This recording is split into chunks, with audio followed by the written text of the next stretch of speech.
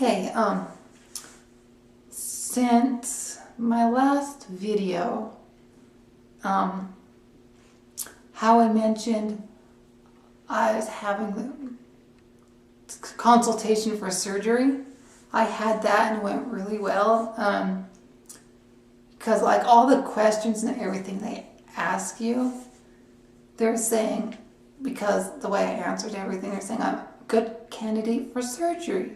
So that's a good thing. And they also did the examination at that time and everything. And the funny part was, he was asking me what was the most important part of the surgery. And I told him everything. Because like everything's important to me. Like the feelings, the sensations, the look. Like the functionality. Like if I was born with female genitalia and it's fully functioning and gone through puberty, yeah, it's all important to me to have it like that. So that's good. But the only thing, the issues I'm having is I have a couple of delays. One of my letters hasn't been submitted yet. It's kind of frustrating because my therapist should have had that done already, and she's taking way longer than it should take. And because that letter's not in, I'm not able to get my insurance pre-approved yet and start that process so I can get a surgical date, which is really frustrating. It's very frustrating for me because I was planning on already having this process going for my insurance, because that can take a long time. And I don't know how long it's going to take. And I need a surgical date set so I can plan around that. And yeah, and everything that goes with it. And the other delay I'm having is they want me to have 6 months of hair removal done down there. So I had a consultation for that, and I had 2 electrolysis, like a consultation for electrolysis, which went well. Then 2 sessions, 2 hours each. So I have that started and going. And the interesting thing was, the first session, she was saying that the hairs, like the hairs that were treated that session, she's saying most of it's dead in the growth state. But the second session, she was saying the hairs are really healthy, like I have really good healthy hairs, which is rare to be like that in that growth state. And we're not quite sure why the hairs are like that, but that's really good because you have to have the good healthy hairs in the growth state to be able to target the blood supply, like to kill it off from the blood supply, because it has to be the healthy hairs, because if it's dead, there's nothing there to kill off, like to stop it from growing. And yeah, and because they were healthy, she had to do 8 seconds on each hair, because basically electrolysis, they stick the needle in, shoots electricity in there. Then after that's done, they pluck the hair out with tweezers. Then you have to wait until the hair comes back. And when whatever hairs come back within 6 weeks, then you have to get it treated in that growth state right away. And she was saying at least half of it comes back the second time. So the hairs I had treated so far in these 2 sessions, I've gone like half of it, so it's done. I had like the top part going around like this was the first treatment, and the second treatment was this half going down to the half of the scrotal tissue, the upper half. So I have at least like half of the first clearing done. So that's good, because I have like medium-ish density of hair instead of like, some people have a lot of hair and some people have hardly any, and some people just have somewhere in between, and I'm like in the in between where it's a mixture of some spots where it has less and some spots where it has more. But it's actually going quite quickly. And my next appointment for them is on Tuesday, and I'm hoping I can get at least half of it to all of it, what's left to be cleared. I'm hoping I'm able to, but I'm not sure how much will be able to get cleared. But the thing is, I'm not looking forward to having the numbing, because the numbing is very uncomfortable. It's like a burning feeling, like sensation. But once it's numbed, it's like instantly numbed. So where it was numbed was all fine, but where she hit the border where it's not numbed, that was really uncomfortable. And yeah, where she needs to find the border and everything. But so far the sessions are going really well, because the way she does it has it, it's like she makes it really easy for everyone and keeps and like have it relaxing and everything, with like the music she has playing and what she has playing on the TV screen. Like last time she was having like a virtual like aquarium type of a thing is what was playing on the TV, so she has it real relaxing, so it makes it easier for us. And yeah, and I'm just not looking forward to that numbing, because she won't do down there without numbing. So that is going well. So that's happened. So that's going. And I know you're wondering if I've had any more physical changes and stuff from the hormone replacement therapy. Well, since last month, stopping bicalutamide on the 18th, and haven't taken it since, I feel great. I feel really happy. I feel really great. I feel like myself. And one thing that comes to mind was about the electrolysis for a second. After the first session, I felt really feminine, because I usually just feel like female all the time, myself. Then there's times where I really feel it more than I usually do, and that time I was feeling really feminine.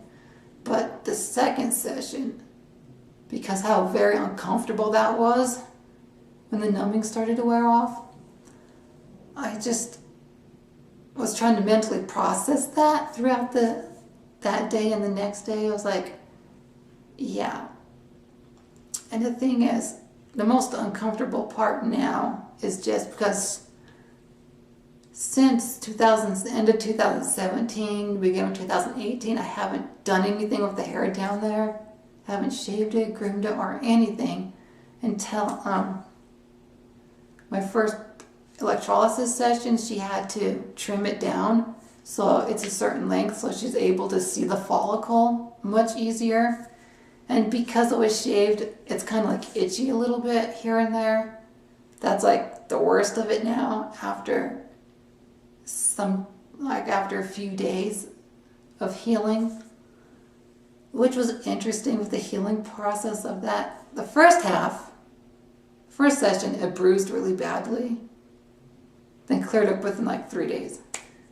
The second session, it didn't really bruise that badly. So yeah. So that's what just came to my mind. The physical changes since not being on bicalutamide. I take the estrogen injections, which for some reason my skin is kind of like resistant. It's like thicker, resisting like the needle from going through the skin. So I'm having difficulties with that and trying to like process after I get it to go through, and just what my body goes through afterwards. It gets like really shaky, like kind of anxiety a little bit, which I hate when that happens. So yeah, And I'm still taking the micronized progesterone in the suppository route. That's the best way to take it. Trust me, from my experience. It really helps with your physical changes because you're using all of the progesterone instead of your kidneys and liver filtering a certain percentage out. Your body uses all of it.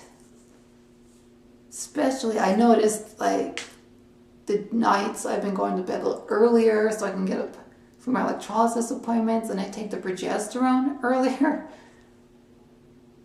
in the suppository route. I sleep better, have better sleep. But when I take it later, then I have difficulties getting to sleep, I've noticed. Because that's sedative effect. That's why you take it at night when you go to bed in a suppository route. And throughout the day, it will be absorbing what's left to be absorbed. So, yeah. And I actually am still going through some physical changes. Not exactly what I was thinking was going to happen.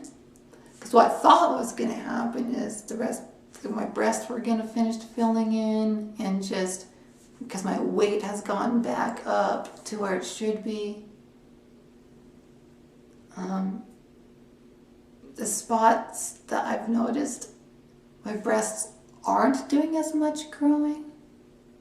But I've noticed they keep going back and forth between a Tanner stage 5 of breast growth. That's the last stage of growth. You'll be at Tanner stage 5. It goes between that to in a growth state. So I'm like, am I done growing or am I not? But then recently, yesterday,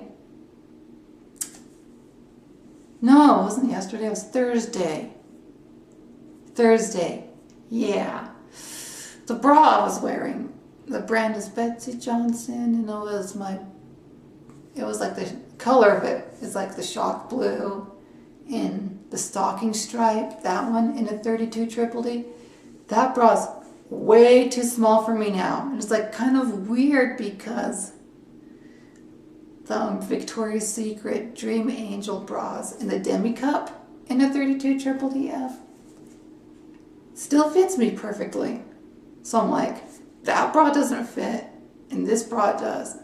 And the reason why that bra doesn't fit because it's meant for like on the smaller side of the cup size scale. And I'm like, well, at least my breasts are still growing. And I'm not sure how much longer they're going to grow.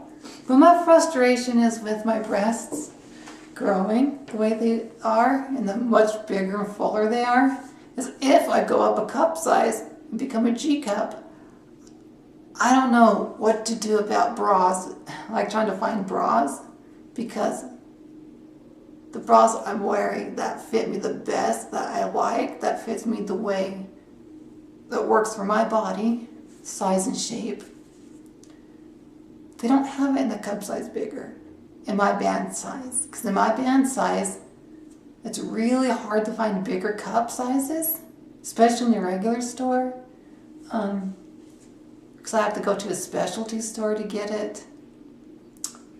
But, because Victoria's Secret is kind of like a specialty bra store, underwear store, like.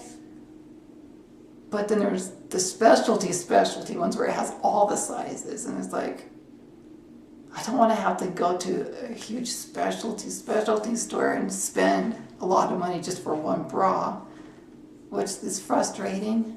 Because in Victoria's Secret, in a 32 band size, they only go to a 32 triple D F.